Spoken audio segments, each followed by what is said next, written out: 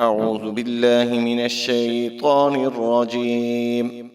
بسم الله الرحمن الرحيم. يا أيها الناس كلوا مما في الأرض حلالا طيبا ولا تتبعوا خطوات الشيطان إنه لكم عدو مبين. إنما يأمركم بالسوء والفحشاء وأن تقولوا على الله ما لا تعلمون. وإذا قيل لهم اتبعوا ما أنزل الله قالوا بل نتبع ما ألفينا عليه آباءنا أولو كان آباؤهم لا يعقلون شيئا ولا يهتدون. ومثل الذين كفروا كمثل الذي ينعق بما لا يسمع إلا دعاء ونداء صم بكم عمي فهم لا يعقلون.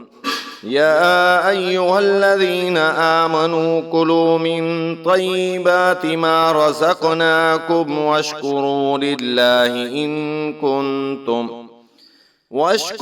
لله إن كنتم إياه تعبدون.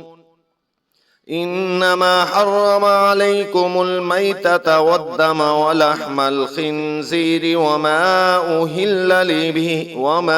أهل به لغير الله فمن اضطر غير باغ ولا عاد فلا إثم عليه إن الله غفور رحيم.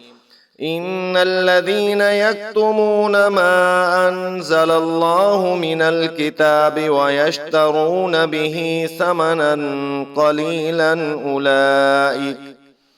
أولئك ما يأكلون في بطونهم إلا النار ولا يكلمهم الله يوم القيامة ولا يزكيهم ولهم عذاب أليم.